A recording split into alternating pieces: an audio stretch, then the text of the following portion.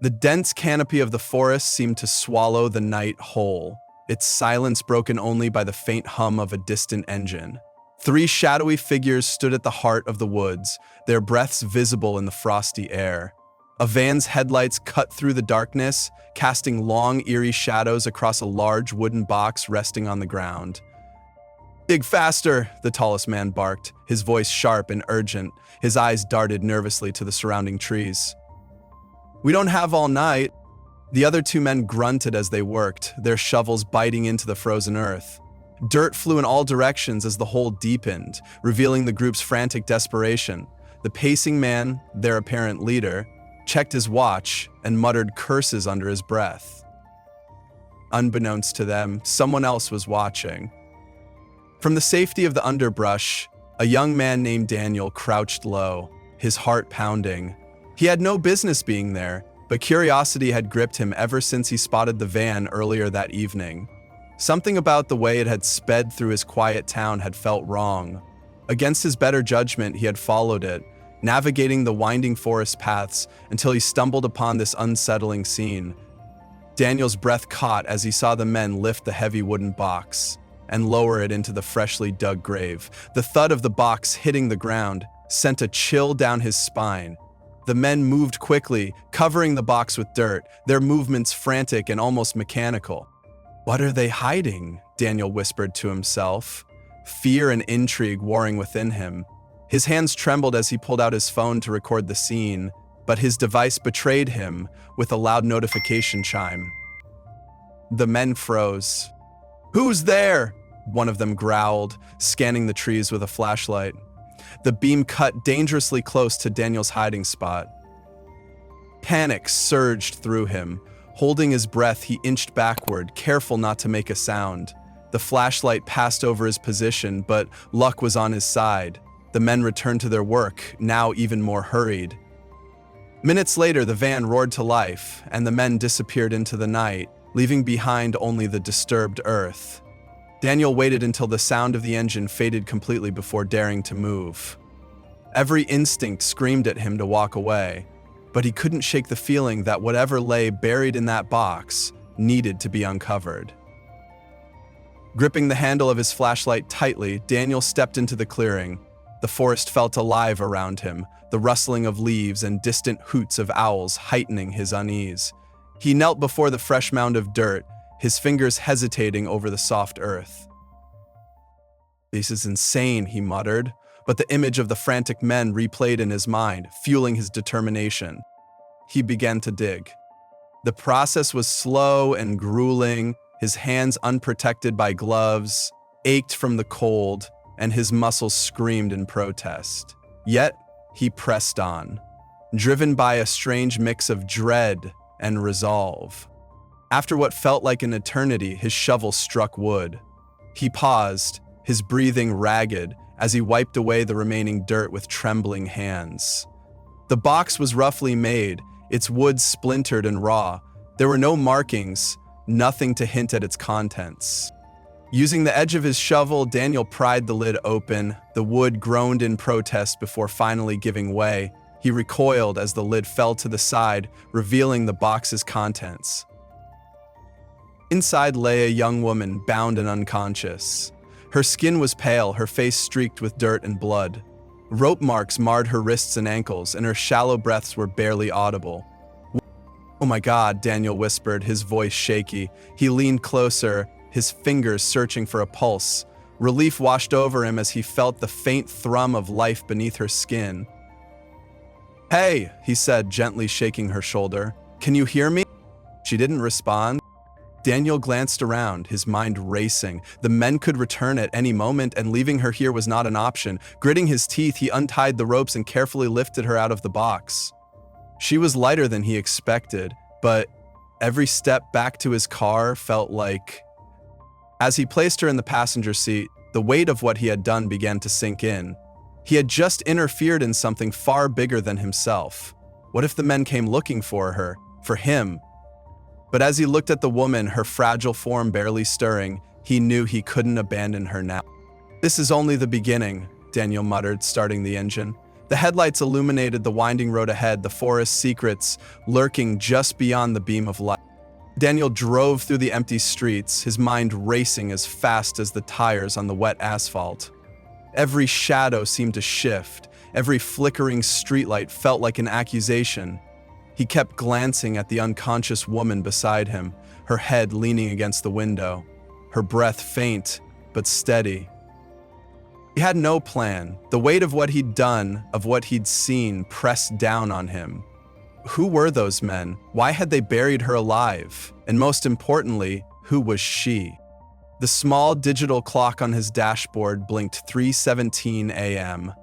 Daniel's apartment wasn't far, but he knew taking her there was a risk. His neighborhood wasn't the kind of place where people minded their business. If anyone saw him carrying an unconscious woman into his building, the police would be called before he even had a chance to explain. He needed somewhere safe, somewhere anonymous. Suddenly, a memory surfaced, a dim recollection of an abandoned garage on the edge of town. It used to be a repair shop before its owner vanished under mysterious circumstances years ago. The building had been untouched ever since. A perfect place to hide, at least for the night. Daniel pulled off the main road and onto a bumpy gravel path, his headlights revealing the dilapidated structure ahead. The garage was surrounded by overgrown weeds and rusting scrap metal, its sign hanging askew. He parked behind the building, shielding the car from view, and stepped out into the biting cold. He opened the passenger door and gently lifted the woman into his arms. She stirred slightly, her lips parting as if she were trying to speak, but no sound came. "It's okay," Daniel whispered. "You're safe now." Inside, the garage was dark and musty, the air thick with the smell of oil and decay. Daniel used his phone's flashlight to navigate, settling the woman on an old dusty couch in what must have once been an office. He found a tattered blanket in a corner and draped it over her, then sat down on a nearby stool to catch his breath. For a while, the only sound was the distant hum of wind outside. Daniel stared at the woman, questions swirling in his mind. Who was she? Why had those men wanted her dead?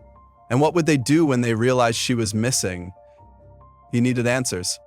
His phone buzzed, jolting him out of his thoughts. The screen displayed a news notification. Prominent businessman Daniel Harlow found dead in apparent homicide. Daniel's stomach dropped. Harlow, the name sounded familiar, but he couldn't place it. He clicked the article, skimming through the details. Harlow had been a high-profile figure in the city, known for his real estate ventures and connections to local politicians. His death was being investigated as a targeted killing, but the police had no leads. Daniel glanced at the woman again, a sinking feeling settling in his gut. Could her situation be connected? Was she a witness? A victim of someone trying to cover their tracks? Before he could dwell on it further, the woman stirred. Her eyes fluttered open, and she let out a soft groan. Daniel jumped to his feet, unsure of what to do. "Eh," he said cautiously. "You're awake, don't try to move too much. You've been through a lot."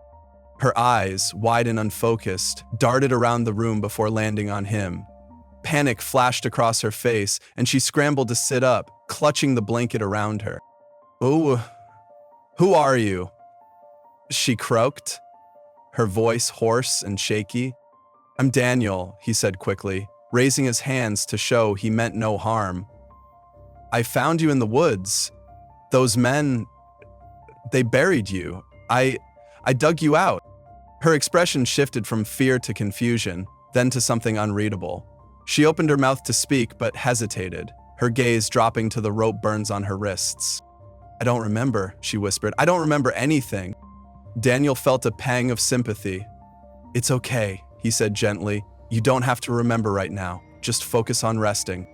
She nodded weakly, her hands trembling as she pulled the blanket tighter. "Thank you," she murmured, her voice barely audible. Daniel sat back down, his mind racing. If she didn't remember who she was or what had happened, it would be even harder to figure out what to do next. He needed to keep her safe, but from what or whom? Suddenly, the sound of tires crunching on gravel shattered the quiet. Daniel froze, his pulse skyrocketing. He glanced toward the garage's boarded-up window, catching the faint glow of headlights piercing through the cracks. "Stay here," he whispered, grabbing a rusted wrench from the workbench. The woman's eyes widened in fear, but she nodded, curling into herself on the couch. Daniel crept toward the door, his grip on the wrench tightening. The headlights grew brighter, casting long shadows across the room. Whoever it was, they were getting closer. Then, the lights cut off. Silence. Daniel held his breath, straining to hear any sound. The faint crunch of boots on gravel reached his ears, growing louder with each step. Someone was outside. His heart pounded as he positioned himself behind the door, ready to strike if necessary. The footsteps stopped just outside, and for a moment, the world seemed to hold its breath. Suddenly, the door burst open, slamming against the wall. Daniel swung the wrench instinctively, but his target ducked, and the two collided in a tangle of limbs. They hit the ground hard, the wrench clattering out of Daniel's hand. "Wait," a voice hissed. "It's me." Daniel froze, his eyes adjusting to the dim light. The man beneath him was in his late 20s with scruffy brown hair and a face that looked vaguely familiar. "Eddie?" Daniel breathed, recognition dawning. Eddie, a friend from high school who had always been good at getting into trouble, shoved Daniel off and sat up, brushing dirt from his jacket. "Damn, man, you swing like a psycho." "What are you doing here?" Daniel demanded, his voice low but urgent. "How did you find me?" Eddie smirked, pulling out his phone. "You're not as subtle as you think. Saw your car parked outside, figured I'd drop by. Looks like you've got yourself into some deep sh." Daniel ran a hand through his hair, frustration bubbling to the surface. "You have no idea."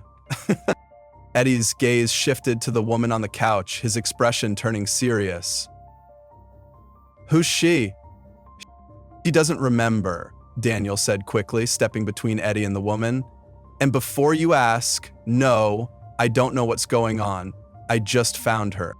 Eddie raised an eyebrow. "You're telling me you dug a random girl out of the ground and brought her here? What are you, some kind of hero?" Daniel glared at him. "I couldn't just leave her there." Eddie held up his hands in mock surrender. All right, I'm not judging, but if you're involved with something this messy, you're gonna need help." "I don't need your help," Daniel snapped, but Eddie shook his head. "Yeah, you do, because if those guys come looking for her, and trust me, they will, you're screwed." Daniel hesitated, the weight of Eddie's words sinking in. As much as he hated to admit it, his old friend was right. He couldn't do this alone. "Fine," he said reluctantly, "but no stupid risks. We're just trying to keep her safe." Eddie grinned, already pulling a battered laptop from his bag. "Stupid risks are my specialty." Daniel sighed, glancing back at the woman. She was watching them, her expression wary but curious. "Don't worry," Eddie said, flashing her a crooked smile. "We'll figure this out." For the first time since waking, she managed a faint smile in return. But as Daniel watched Eddie type furiously on his laptop, a knot of unease tightened in his chest. This was only the beginning, and he had a sinking feeling that things were about to get a whole lot worse. Daniel leaned against the garage wall, his mind a storm of uncertainty. The faint hum of Eddie's laptop was the only sound in the room, save for the occasional rustle as the woman adjusted the blanket around her shoulders. Despite the warmth of the room, the chill in Daniel's bones wouldn't leave. He kept glancing at the windows and door, half expecting the men from the woods to burst in at any moment. Eddie broke the silence first, his voice tinged with curiosity. "You know, I found something weird while poking around online." He turned the laptop toward Daniel, who stepped closer to see the screen. "There's a private property listing near where you found her. It's tied to some company called Northward Holdings. You ever heard of them?" Daniel shook his head, but the name struck a chord. "No, but something about it feels familiar." Eddie scrolled further, displaying a series of blurry images from satellite maps. The area is practically off the grid. Minimal records, no public access, the kind of place someone might use to keep secrets. "Seekers like her," Daniel muttered, glancing at the woman. She was staring intently at the laptop, her expression unreadable. "If I've been there," she said suddenly, her voice barely above a whisper. Both men turned to her, surprised. She looked at them with wide eyes, her fingers clutching the edges of the blanket. I don't know why, but that name, Northwood, it feels familiar, like I've heard it before. Daniel exchanged a look with Eddie, who nodded. That's something, Eddie said, leaning back in his chair. If she remembers more, we might be able to piece together what happened. The woman's gaze dropped to her lap, frustration etched into her features. It's like my memories are locked away. Every time I try to remember, it's just static. Daniel crouched beside her, his voice gentle. Don't force it. It'll come back when you're ready. Eddie snapped his fingers, his face lighting up. What if we jog her memory with something concrete? I could dig into Northwood Holdings and see if there's anything that matches her story. That could take time, Daniel said, his tone cautious. And if those men are looking for her, we don't have much of it. Eddie grinned, the kind of grin Daniel had learned to distrust years ago. Who said anything about just looking online? If we really want answers, we go straight to the source. You want to go there? Daniel asked, his voice rising. To the property? Are you insane? Do you have a better idea? Eddie shot back. Because sitting here waiting for the bad guys to show up doesn't seem like a great plan. Daniel clenched his jaw, weighing their options.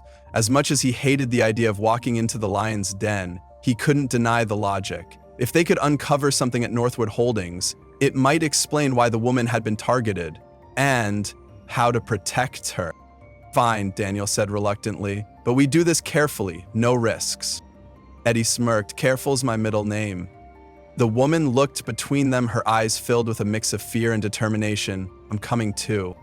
Daniel opened his mouth to argue, but the resolve in her voice stopped him. She wasn't just a victim anymore. She wanted answers as much as they did. All right, he said finally. But stay close. If anything feels off, we leave. No heroics. The three of them began gathering supplies, flashlights, tools, anything that might be useful. As they prepared, Daniel couldn't shake the feeling that they were teetering on the edge of something far bigger than they understood. When they finally stepped into the night, the cold air was sharp and unforgiving. The forest loomed ahead, its shadows deeper than before. Daniel glanced at the woman, her silhouette outlined against the faint glow of Eddie's phone. Are you sure about this? He asked. She nodded, her voice steady. I need to know. As they disappeared into the darkness, Daniel realized that whatever they found at Northwood Holdings wouldn't just change her life. It might upend everything he thought he knew about his own. The drive to Northwood Holdings was suffocatingly quiet, the tension in the air heavier than the cold fog that clung to the road. Daniel gripped the steering wheel tightly, his knuckles pale under the dim light of the dashboard. Eddie sat in the passenger seat, typing furiously on his laptop as the woman dozed in the back seat, her breathing slow and shallow. She seems calmer, Eddie muttered, not looking up from his screen. She's been through hell, Daniel replied, his voice low. But she's tough. Tougher than I'd be. Eddie chuckled dryly. You dug a stranger out of a grave. Most people would have run the other way. Daniel didn't respond. It wasn't heroism that had driven him. It was a compulsion he couldn't explain, a nagging feeling that he couldn't leave her there. The GPS pinged as they approached their destination. The sprawling property of Northwood Holdings came into view, shrouded in darkness. It was surrounded by a tall chain-link fence topped with barbed wire. A single dirt road led to the gate, where a padlock glinted under the faint moonlight. Looks like they don't want visitors, Eddie said, shutting his laptop. Good thing we're not asking for permission. Daniel parked the car a safe distance away, cutting the engine. They sat in silence for a moment, the gravity of what they were about to do settling over them. All right, Eddie said, cracking his knuckles. We climb the fence, poke around, and get out before anyone knows we're here. And if we get caught? Daniel asked. Eddie grinned. We don't. The woman stirred in the back seat, sitting up and rubbing her eyes. Are we here? Daniel nodded. Stay close to us. This place doesn't feel right. The three of them approached the fence, their breaths visible in the chilly air. Eddie produced a pair of bolt cutters from his bag, snapping the padlock with a series of sharp clicks. They slipped inside, their footsteps muffled by the damp earth. The property was eerily quiet, the kind of silence that wasn't natural. A few dim lights flickered in the distance, illuminating what appeared to be a cluster of warehouses. The structures were old and weathered, their paint peeling and roofs sagging under years of neglect. "This way," Eddie whispered, leading them toward the largest building. Its rusted double doors stood slightly ajar, as if someone had left in a hurry. Daniel pushed one of the doors open, the hinges groaning loudly in protest. Inside, the air was heavy with the smell of mildew and machine oil. Rows of empty metal shelves lined the walls, and the faint hum of electricity buzzed from somewhere deeper within. Daniel's flashlight swept across the room, revealing scattered papers, broken equipment, and a few crates stacked haphazardly in the corner. "What is this place?" the woman asked, her voice barely above a whisper. Eddie crouched by one of the crates, prying it open with a screwdriver. Inside were small black devices with blinking red lights. He picked one up, his brow furrowed. "Tracking beacons," he said. "Top of the line, too. Whoever owns this place has money and connections." Daniel frowned. Why would they need these? Eddie shrugged, setting the beacon down carefully. "Maybe they're for vehicles, shipments, who knows? But this isn't just some shady operation. This is organized." The woman wandered toward a desk in the corner where a stack of folders sat untouched. She flipped one open, her breath hitching as she scanned the contents. "These are surveillance logs," she said, holding up a page. "Dates, times, locations. It's like they've been tracking someone." Daniel moved to her side, his eyes narrowing as he read over her shoulder. One of the entries caught his attention. "Target acquisition. H. Party. 2130. Secure and relocate." "Target acquisition," he muttered. "What does that mean?" The woman's hand trembled as she turned the page, revealing a grainy photograph clipped to the back. Her own face stared back at her, captured mid-laugh at what looked like a formal event. She dropped the folder as if it had burned her. "They've been watching me," she whispered, her voice cracking. Daniel clenched his fists. "We need to get out of here now." Before they could move, the sound of footsteps echoed from somewhere deeper in the building. Daniel motioned for silence, his heart hammering in his chest. Eddie grabbed a crowbar from a nearby shelf, his easygoing demeanor replaced with sharp focus.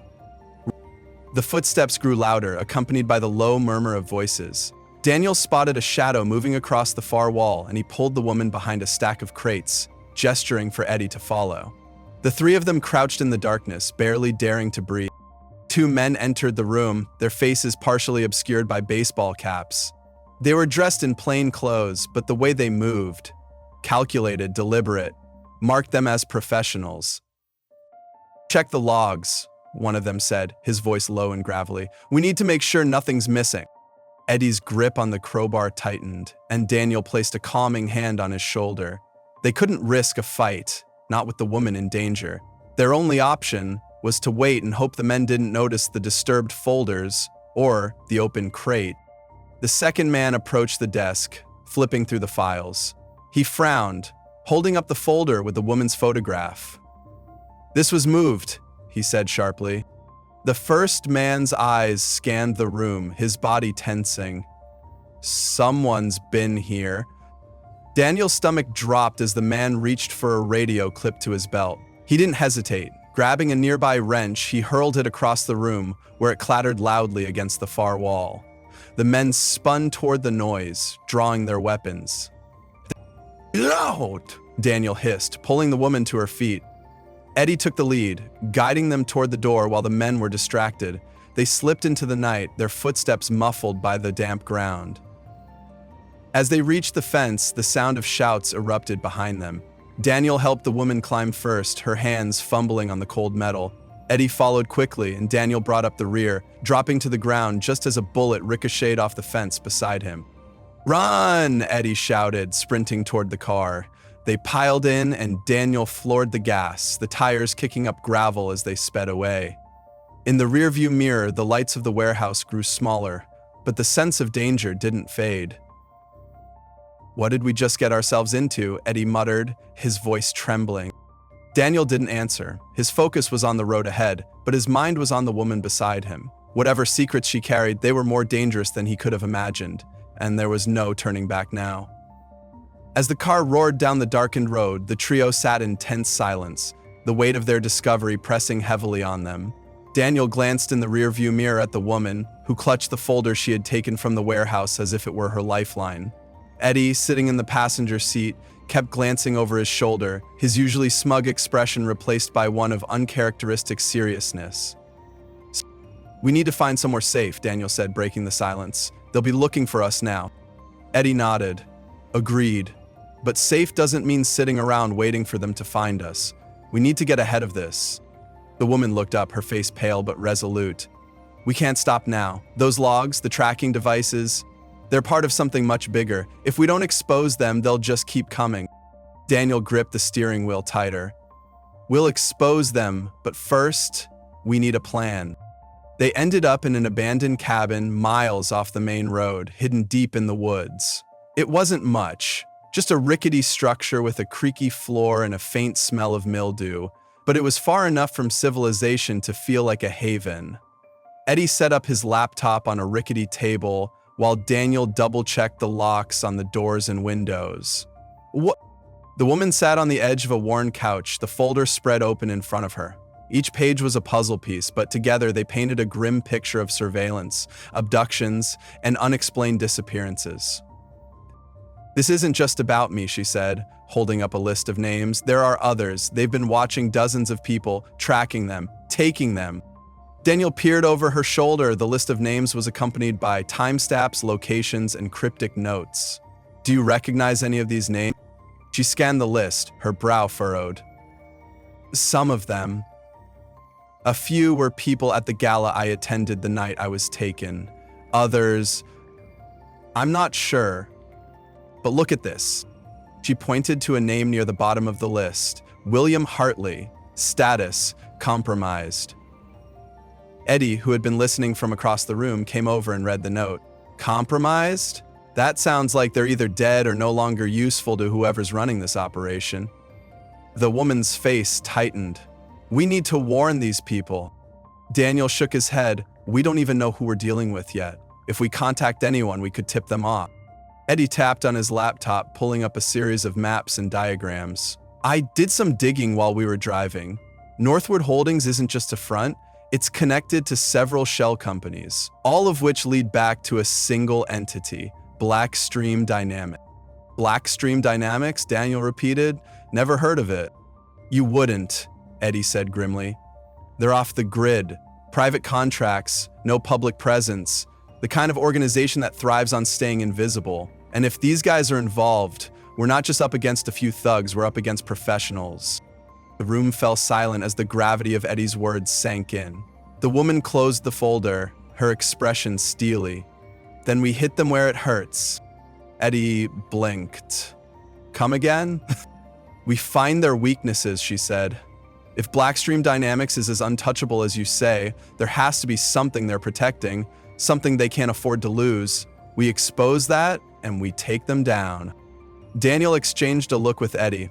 She's not wrong, but finding that weak spot won't be easy.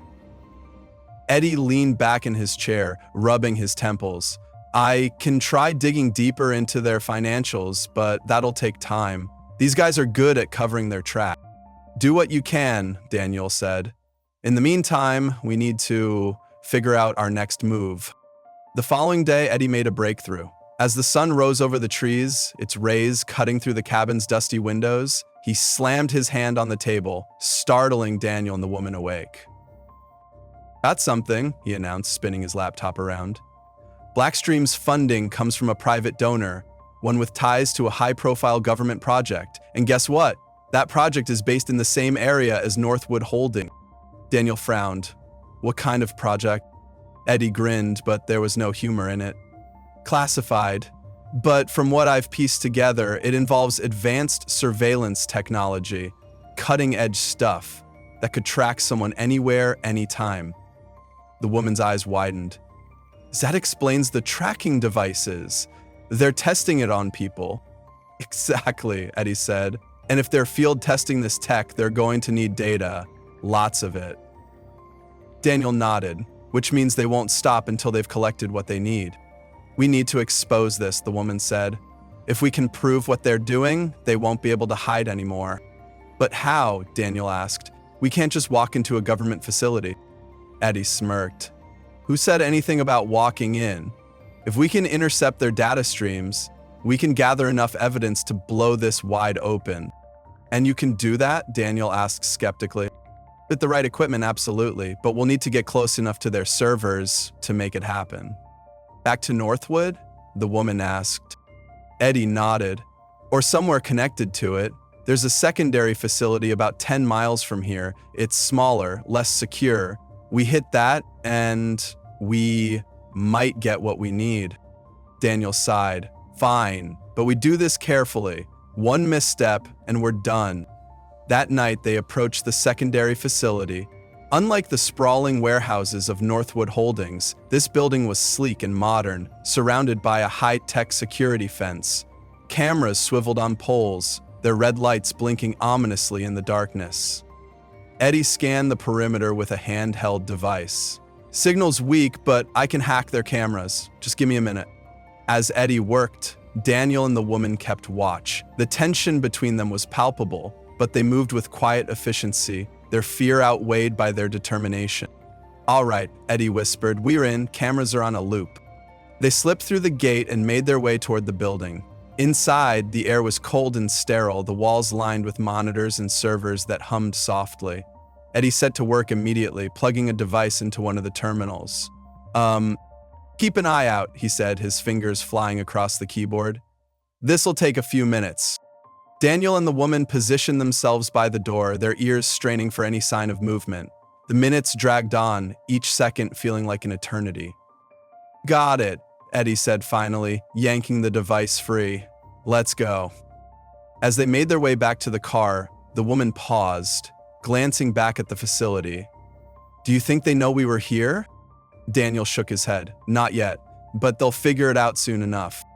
Eddie grinned, holding up the device. By then it won't matter. We've got everything we need. But as they drove away, the woman couldn't shake the feeling that they were being watched. She glanced out the window, her heart pounding as the dark trees blurred past. We're not done yet, she murmured. Not even close. As the car sped along the deserted road, the tension inside was almost suffocating. Eddie's laptop glowed faintly in the back seat as he reviewed the data they had just pulled. His eyes darted across the screen, occasionally pausing as he made sense of the information. This isn't just data on tracking, he muttered, his voice low but insistent. There's more here. Daniel glanced at him through the rearview mirror. More how? Eddie leaned forward, the screen's glow casting sharp shadows on his face. They've been testing more than surveillance. Experimental psychological techniques, coercive methods. There's even mention of something called behavioral override. It's like they're trying to control people, not just watch them. The woman's face went pale. Control them? You mean like brainwashing? Like, more advanced than that, Eddie said grimly. They're using tech to manipulate behavior directly, rewiring responses in real time. These tracking devices aren't just for monitoring, they're tools for control. Daniel's grip on the wheel tightened. So, it's worse than we thought. Eddie nodded. Much worse. If this tech goes mainstream, they won't just know where everyone is. They'll dictate what they do. The woman stared out the window, her reflection trembling in the glass. If they've already started testing this, how many people have they experimented on? Too many, Eddie said quietly. And the logs suggest it's not stopping anytime soon. Silence filled the car, the weight of the revelation pressing down on all of them. Daniel finally broke it, his voice steady but resolute. Then we make sure this doesn't go any further. Eddie shut his laptop with a decisive click. We don't just expose them, we destroy them. The woman turned to Daniel, her gaze unwavering. And we do it together, no matter the cost. Loved this story? Click the next video for more, and make sure to subscribe so you never miss our latest uploads.